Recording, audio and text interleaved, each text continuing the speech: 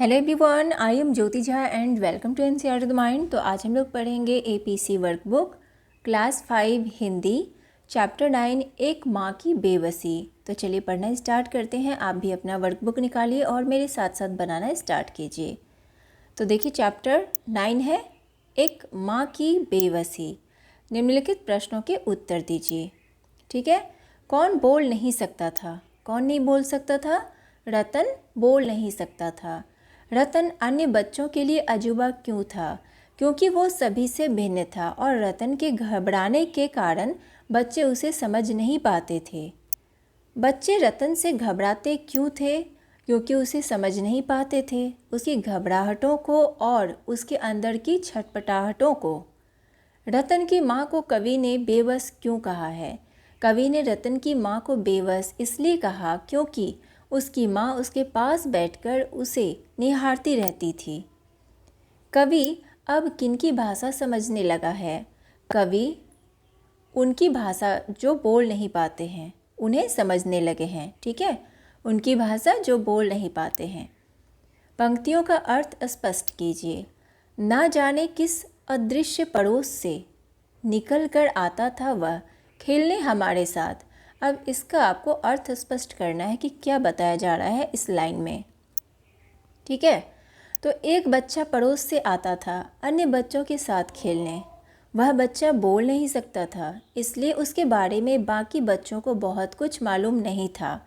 इसलिए कवि ने उसके लिए अदृश्य पड़ोस का इस्तेमाल किया है। वह बच्चा सामान्य बच्चों से अलग था। ठीक है, थोड़ा घबराते भी थे हम उससे क्योंकि समझ नहीं पाते थे उसकी घबराहटों को। ना इशारों में कही उसकी बातों को, ना उसकी भयभीत आँखों में हर समय दिखती उसके अंदर की छटपटाहटों को। ठीक है, तो रतन नाम का एक बच्चा है जो बोलने में असमर्थ है। वह हम बच्चों के साथ रोज़ खेलने आया करता है।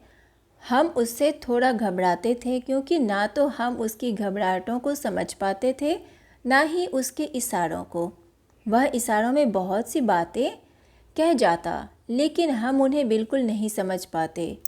उसकी आँखों में हमेशा एक भय समाया रहता था, हम उसे भी नहीं समझ पाते थे। ठीक है, इसके बाद है याद आती रतन से अधिक उसकी माँ की आँखों में झलकती उसकी बेबसी। ठीक है, अब इस लाइन का क्या अर्थ है? यह भी याद आने लगा कि कैसे उसकी माँ बेबस आँखों से अपने गूंगे बच्चे को निहारती थी। कवि कहता है कि रतन से भी ज़्यादा बेबस तो उसकी माँ थी। बड़ा होकर कवि एक गूंगे बच्चे की माँ की पीड़ा को महसूस करने लगा है। लेखक ने रतन को टूटे खिलौने की तरह क्यों कहा है? क्या आपके विचारों में रतन एक टूटे खिलौने जैसा ही है? तो लेखक ने रतन को टूटे खिलौने की तरह बताया है। ठीक है, लेखक ने रतन को टूटे खिलौने की तरह बताया है क्योंकि जब कोई खिलौना टूट जाता है तो वह उस तरह से काम नहीं कर पाता जिस तरह से पहले करता था।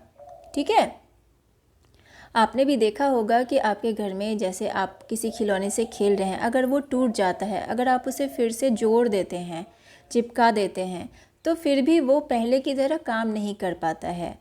तो क्या आपके विचार से रतन एक टूटे खिलौने जैसा ही है? क्या है आपके विचार से? तो वो आप लिखेंगे। ठीक है, रतन की माँ अपने बेटे को क्यों निहारती रहती थी, सोच कर लिखिए।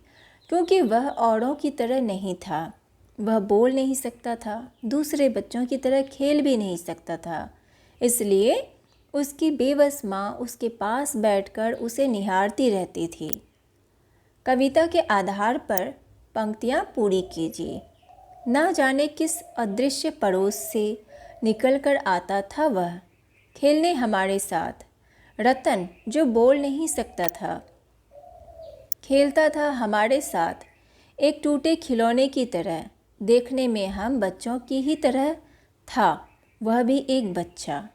देखने में हम बच्चों की ही तरह था, वह भी एक बच्चा। ठीक है, इस कविता को एक कहानी के रूप में लिखिए। आपने यह कविता पढ़ा, इस कविता को एक कहानी के रूप में लिखना है तो किस तरह से लिख सकते हैं आप? तो इसे लिखेंगे, ठीक है। इसके बाद है शब्दों के अर्थ लिखिए। अदृश्य यानी कि छिपा हुआ। अजूबा, अजूबा का क्या होगा? आश्चर्यजनक चीज़। भयभीत, डरा हुआ। छटपटाहट, घबराहट। निहारता का अर्थ ध्यान से देखना। बेबसी, विवशता या लाचारी।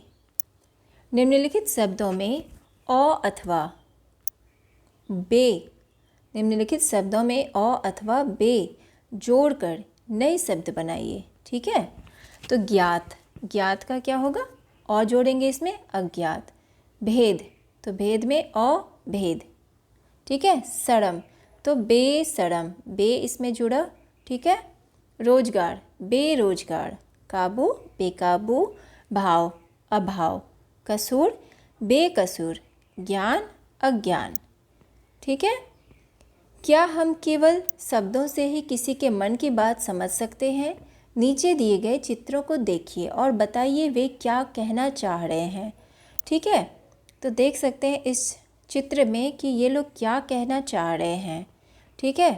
तो ये मुझे लगता है कि ये रो रहा है या लड़ने के लिए कुछ इस तरह का ये बता रहा है कुछ, ठीक है, क्या बोलना चाह रहा है। और ये देखिए जैसे ये गुब्बारे वाला है, ठीक है।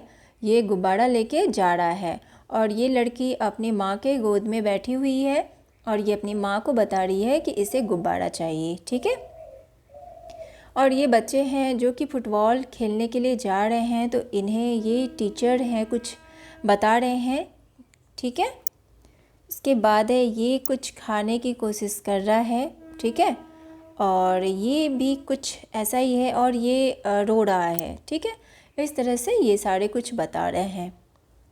क्या आप जानते हैं नृत्य की विभिन्न मुद्राएं विभिन्न भाव व्यक्त करती हैं? जैसे पृथ्वी मुद्रा, ये सारा नृत्य का मुद्रा है, ठीक है।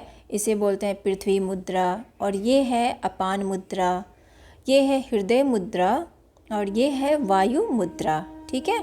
इसी प्रकार जो लोग बोल सुन नहीं सकते वे आपस में बातचीत के लिए हाथों की उंगलियों का प्रयोग करते हैं। देखिए अंग्रेजी के प्रत्येक वर्ण के लिए उनकी भाषा में कैसे संकेत का प्रयोग किया जाता है, ठीक है। जो बोल नहीं सकते, सुन नहीं सकते, उनके लिए इन भाषा का प्रयोग किया जाता है। वो कुछ इस तरह का साइन देते हैं, ठीक है, बताते हैं, ठीक है। हाथ से इस तरह से बताएंगे, फिर ये इस तरह से बताएंगे, ये इस तरह से।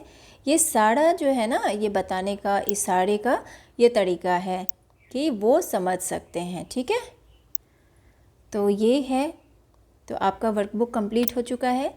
कैसा लगा पढ़ के मुझे ज़रूर बताइए। अच्छा लगा हो मेरा पढ़ाना तो मेरे चैनल NCERT द माइंड को लाइक सब्सक्राइब कीजिए और पास में दिए गए बेल आइकन को ज़रूर प्रेस कर दीजिए ताकि NCERT से रिलेटेड हर वीडियोज़ आपके पास समय से पहुंचती रहे।